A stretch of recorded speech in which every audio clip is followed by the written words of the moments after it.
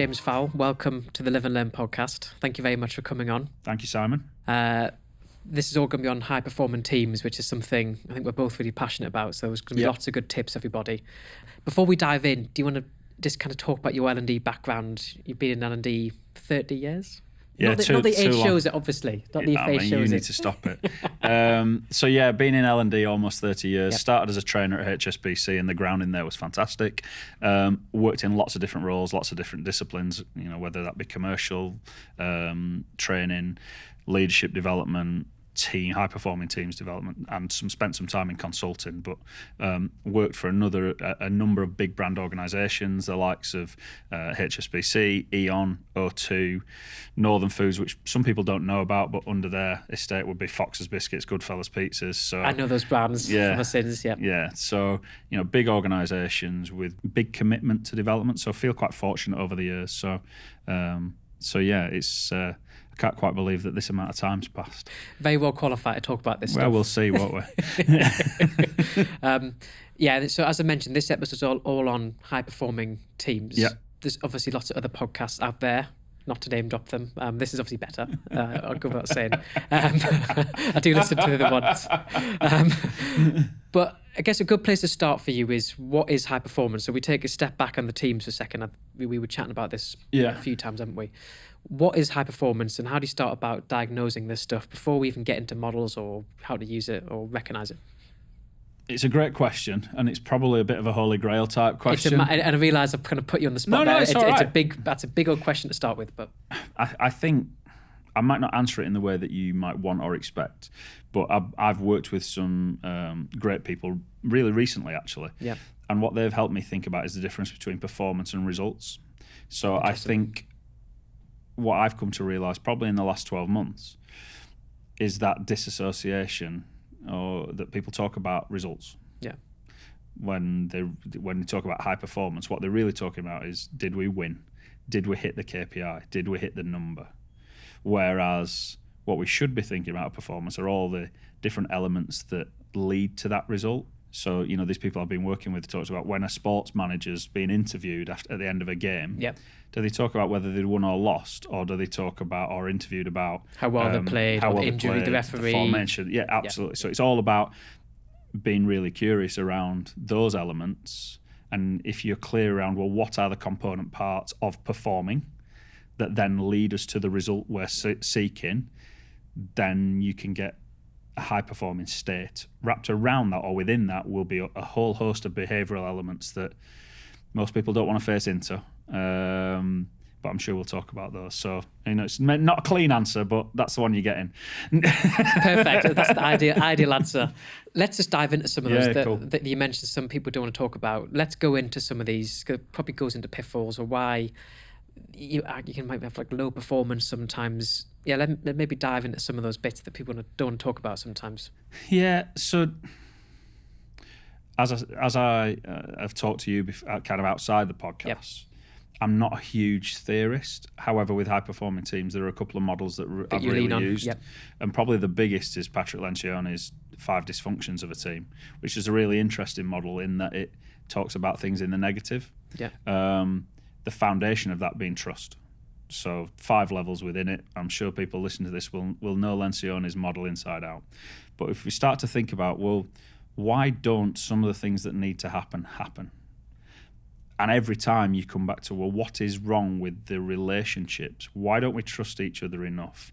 Or what's missing in order for me to feel comfortable in and around the people I'm working with to say the things I'm really thinking, to be challenging in a way that's appropriate, to work with people in a performance state that it's not about me competing with you. Actually, it's if we create a bit of competition together, it's about elevating the overall team performance and result. Yep. It's not about me winning and you losing. I just think it's counterintuitive in lots and lots of ways, because most businesses set individual KPIs, objectives, and it's about the individual. Yep. And then you squeeze people together and say, right, now you're a team.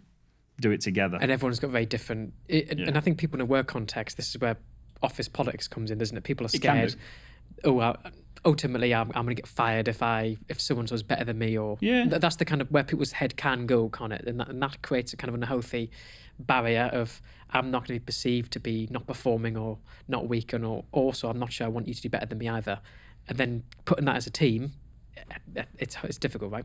Yeah, totally. And I think when you start to think about how does a leader create an environment, the leader has to go first. So a leader has to trust. They've got to encourage their teams to speak openly, to have ideas, to be able to bring those things to the table, to challenge. So, one of the things that's a classic, I would encourage everybody who listens and watches this to think about, when in the last month have you been in a meeting, thought something but not said it, and then talked about it with a colleague afterwards in relation to an idea or a principle that might not work. Or something you've not agreed, or you thought, I didn't agree with that, but no one said anything.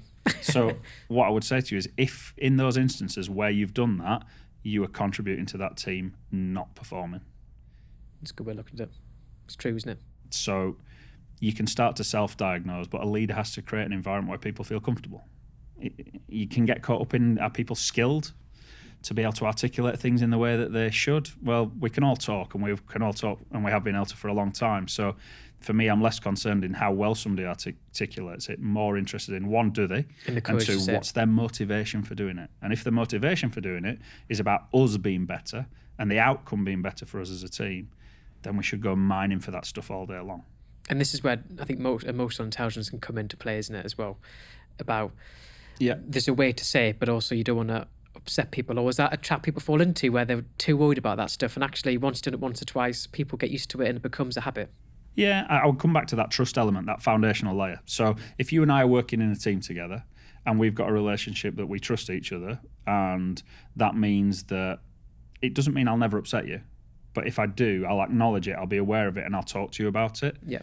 It doesn't mean that we'll never clash. No. It's because unrealistic. we should. Yeah, it's unrealistic, isn't it? If we trust each other that actually we're in it for the same end. So the reason we're existing in a team together is for the team to be better.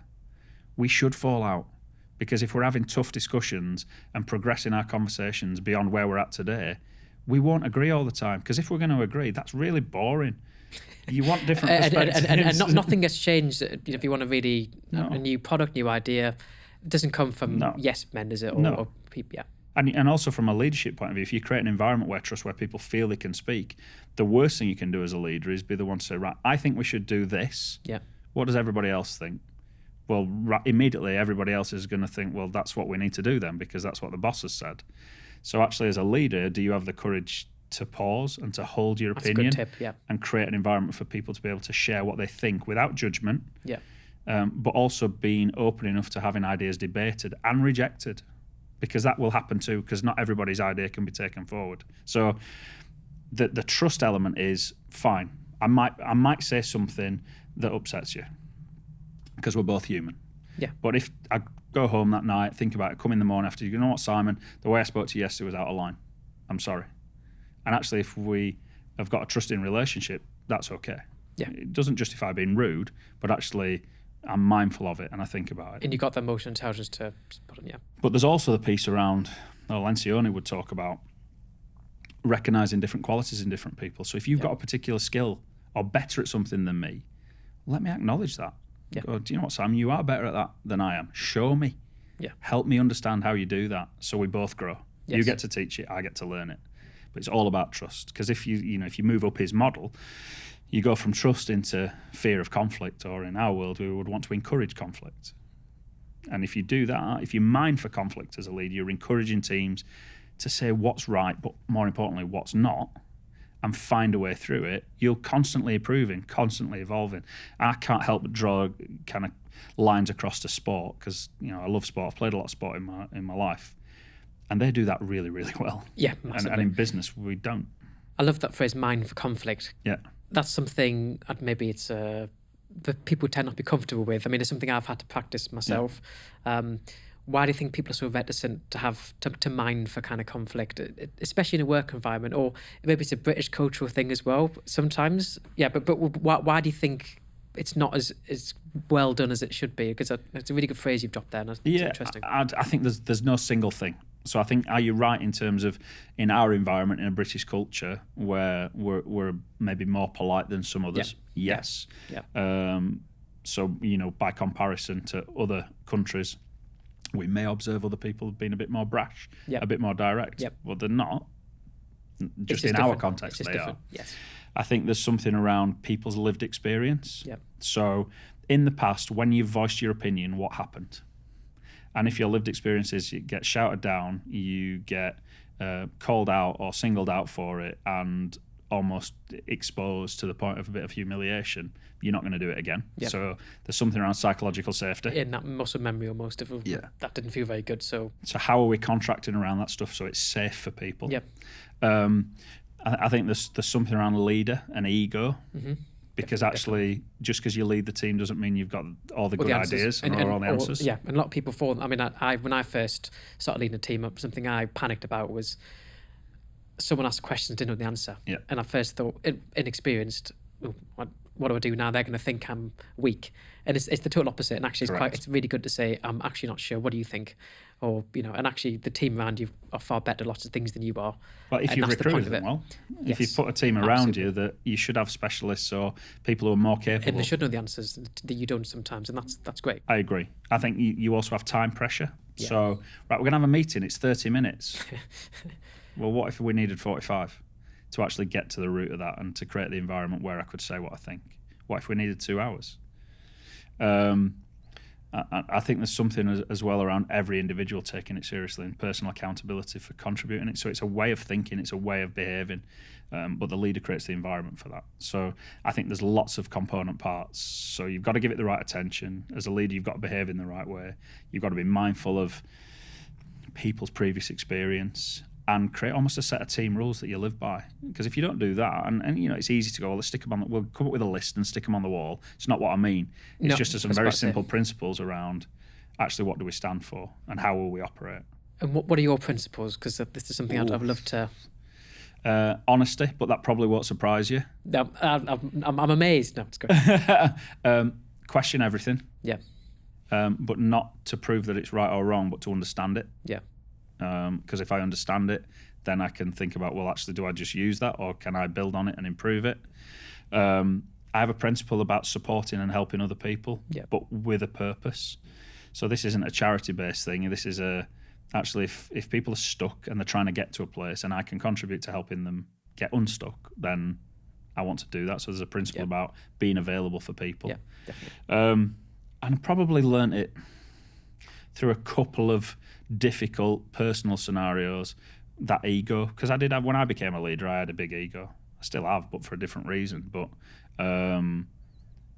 acknowledging that and putting it down and creating a space where people can step into that and really feel like they're taking the team forward. Yes. And I'm creating an environment for them to do that. You're facilitating that rather than not always leading sometimes.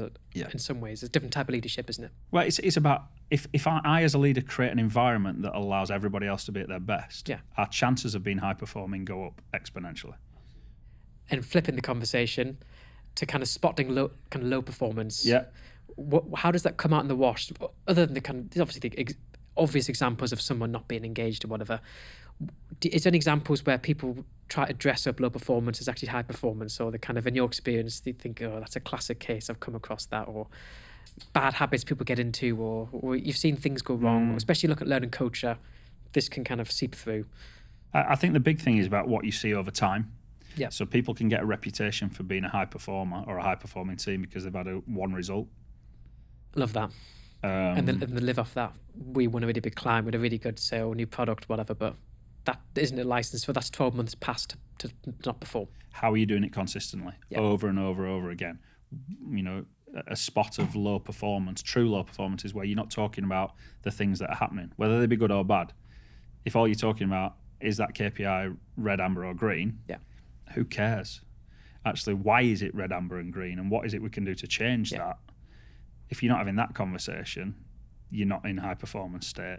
Nice. If you're never challenging one another, you're not in a high performance state. If you're not giving each other feedback, you're not in a high performance state. So does it mean that you won't get results? No, you can still get results. But what tends to happen in my experience is when true high-performing individuals leave a team, that's when it exposes the gaps and the weaknesses. That's because they'll take the winning mentality with them and leave a void behind them. That's a really good one, because I've seen that myself. So that's something people don't always think about, and they can be taken for granted sometimes as well. And I guess, how do you also spot low performers who can be, I guess, molded, or some who maybe aren't ready on the journey with you and actually are kind of blocking sometimes, who have a bit of a fixed mindset? How do you know when someone can come with you and maybe when they can't? Then that's a really tricky one. Yeah. As a leader, you take the pressure on if someone's disruptive, or they're not on board, or they're challenging but in an undermining way that is actually affecting team morale. How much is on the leader to solve all that, and how much is actually the individual needs to improve as well with that mindset? Something I've always struggled to get that balance right. Depends how brave you want to be.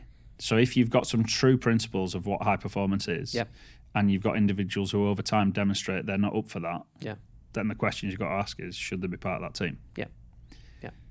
And that's a tough question to ask, because it could be somebody with long service, with loads of knowledge, who understands the processes, who's found at a foundation level, make sure that the team can work.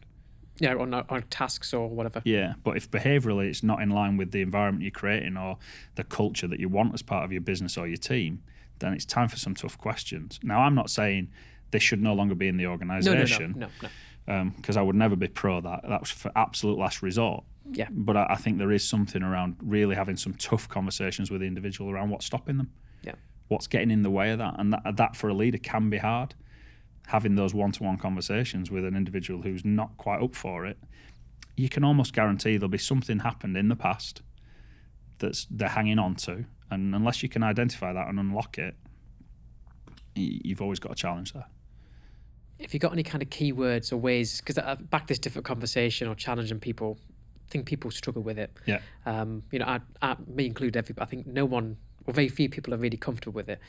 Is there an approach or a formula, and it's very different individual, that you perfect over the years? Because there's something you're really strong at, especially with going into execs and saying how it is. Is the way you handle this, or some phrases or techniques, maybe like, I've done lots of research on pausing, tone, words you can use, or do you not think of it like that? Do you just view it more, every situation different? So if you went down a Stephen Covey's 7 Habits, one of them is around seek first to understand. Nice, yeah. And I think that for me is number one. So yes, you're going in with an agenda, but your agenda number one should be, I need to understand where this person's coming from.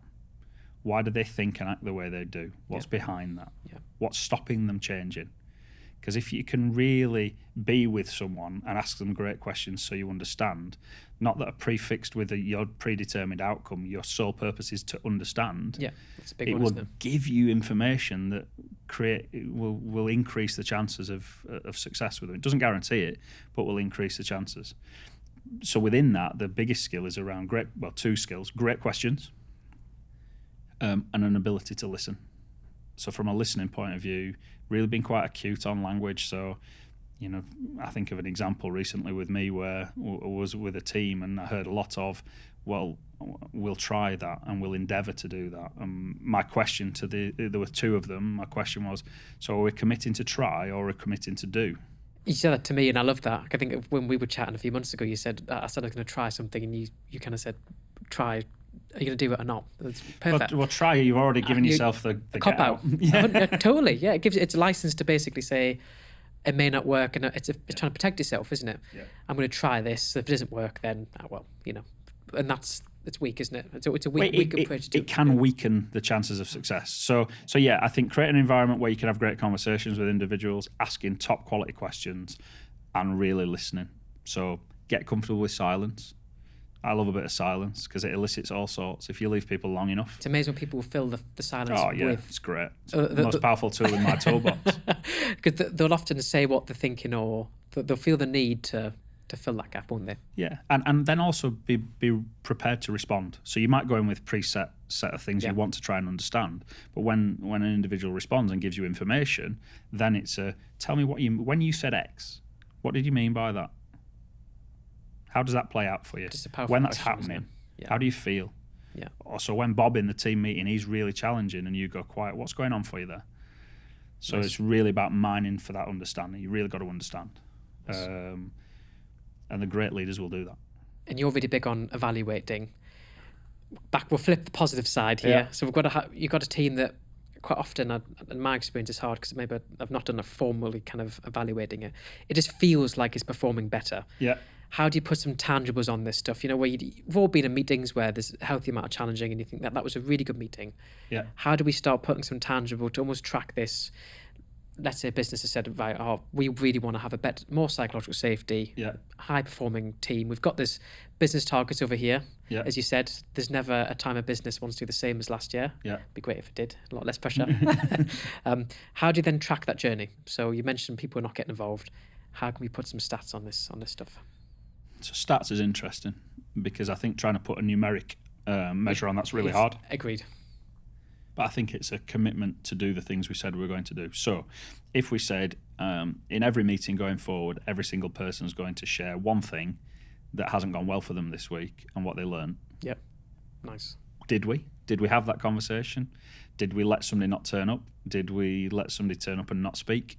Yep. So actually it's a delivery against, I would say, a fairly short list of commitments. Because then it becomes habitual. Because if you get that into your... So 2 or 3 key things. Yeah, totally. Keep it like that. And that's then, for me, that focusing on performance elements, because if you're doing those things habitually, then they'll dial up to a result because they'll help you be better. Yeah. So suddenly if you go, well, every week, Janice, who doesn't want to talk and doesn't want to say something challenging, she's put in a position where she challenges herself. And she does that over time, over a month, over 3 months. When it comes to the tough, challenging conversation, she'll be far more equipped because it's a bit more normal. So, yeah, it's a focus on the small stuff. All too often you go, what's the big number? What's the big metric? That's fine. But the business goal, or that can be over here. So a lot of people aren't as connected to that, are they? No. Well, it'd be made up of a number of smaller things. Yes. So focus on those. If you get those right, if you've got those connected correctly, do those well, your results should happen. And what would you also say about context of these conversations? So they're probably easier in person because you've got the body language, especially in a Teams call. Can it be harder? Let's say there's 6 or 7 people on a Teams call and you want to challenge them in a healthy way. Part of me, I kind of worry I'd upset someone and you can't tell if you have or not once the Teams call ends, whereas in person it's a lot easier to get it go. Okay. I got that right or not. So why would you worry about upsetting someone if you've got your environment right? Well, that's probably the environment probably isn't right then, is it? That's the question. That's the answer, isn't it? Probably. Yeah. Because you haven't got the culture right in your team if you're worried about that. Because if you just get the culture right first. You can say, as long as you're being respectful, you can challenge everything. Yes. Or maybe it's that I think we spoke along about the book I've read, or your recommendation, The Courage to be Disliked in some ways, and that's something that ties into that, doesn't it? Yeah, absolutely. And it doesn't mean individuals won't be uncomfortable and they won't feel challenged. No. Might even take offence. But actually, if they know this challenge is all about us being better, then they should say, Sam, the way you deliver that to us, I didn't like. Yes. And this is why. So you can either do something with that feedback or not. But it's a great, healthy conversation. So you wouldn't get too hung up on whether it's online and person. You think as long as you've got these principles, it's almost not irrelevant, but it's not as big a deal as maybe some people think it can be. Yeah, I think we hide behind it a little bit and almost put it off until we can do face-to-face, and then often it's too late. Yep. I think that the bad habits can creep in. Yeah, 100%. Yeah. Something I would encourage people to think about is, well, who needs to be present in that conversation? Is it everyone? Is it a smaller number, or is it one-to-one? Yeah. What conversation are you really wanting to have? Because I think the lazy choice is we'll just invite the whole team. I don't have to have several conversations then, and then you can try and shoehorn stuff in that maybe you shouldn't. Yeah. Because if you think we've got a problem with honesty, you invite the whole team and want to talk about and be more honest. It's a bit counterintuitive, isn't it? People aren't going to do it. No. So actually, if you can start picking people off one by one and saying, okay, what would it take? What would you need? What's stopping you? Yeah. Well, I'll tell you what, challenge yourself. Next time, just have a go. Say one thing. And if everybody comes into the next session being ready to say the one thing, what a different that session will be to the previous one. And if everyone does that, yeah. And there's any other tips that we've got some nice, any other you add to that? So standards that you live. Yeah. Because the moment you don't, they're gone. So... so they're kind of, it's just, there's no compromise there. You have to live them. So I can't remember the individual that quoted it, but the standard, the standard you accept, the standard you walk past is the standard you deserve, or nice. A quote to that effect. So if you're not challenging it, don't moan about it not being right. So set the standard and live it. I think there's something around be prepared to be uncomfortable and also be prepared to be vulnerable, because if you want your people to be vulnerable, you have to go first. Absolutely, yeah. Be comfortable that it's not going to always be your idea that goes forward. It's about the best idea, not necessarily your idea. So get comfortable putting your ego down. And there's something about get to know your people. Yeah.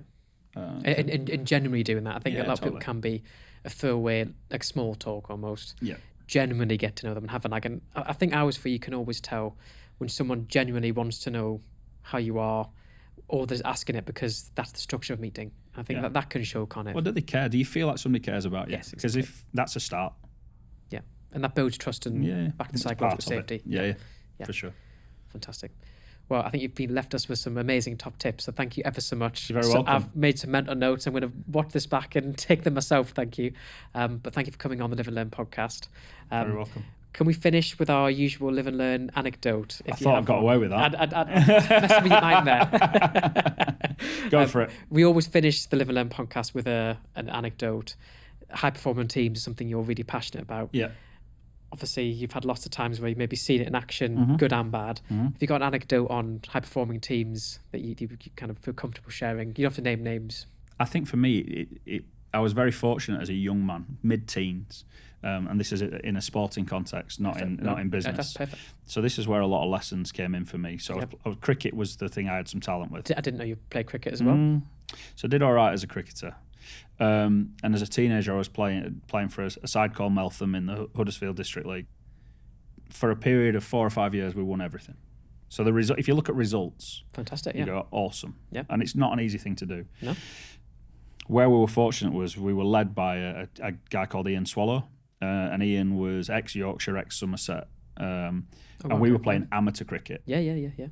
We had some incredibly talented cricketers, but actually what I learned from him at probably age 16, 17 was it's all about environment. It's all about team standards. Yep. So, you'd see other sides turning up to games, no team ethos, no team clothing, no branding. They'd turn up with half an hour pre-game.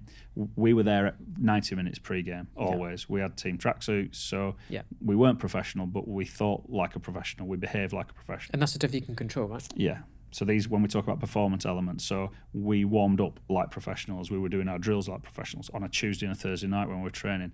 Everything was done seriously. So Ian, as much as we had great banter, if the standards were not at the right level, we certainly knew it and we had to respond. So, we signed up for it. We knew what we were getting into, and then we lived it. And we have fun along the way? God, yeah. But do you think the high performance made it fun? So the standards make it fun, because then if you've done well, you've earned it. It makes it easier, and it makes you had Ian in the side. He had a guy called Paul Booth who played for Yorkshire and Warwickshire. He had younger cricketers coming through. A guy called Ryan Sidebottom who went on to play for England. I know Ryan, yeah. Yeah, so Ryan played in the same side as us when he was about 19. Nobody was more important than anyone else. We all brought different things, but Ian had an incredible way of getting everybody just to turn up and be together. So, it's not an amusing anecdote, but the lesson there for me was around everything we've talked about. Set standards, hold people to account, allow people to express themselves, create an environment where you can have some fun, but you take it very seriously as well. Did we have some fallouts in the changing rooms? Oh my God, yes. Where people hadn't, maybe delivered the way they could. Yep. But we held each other to account, and he created that. So, I'm very grateful for his lessons as a teenager because it informed my professional career. Fantastic. Love that. That's an awesome place to end. Thank you so much, James, for coming on. You're very welcome. And sharing your expertise and wisdom as always. And again, I think there's lots of stuff we can take away from that on high-performing teams. And thank you so much for your time, and I'll see you soon. Yeah, I really enjoyed it. Thanks, Simon. Thank you.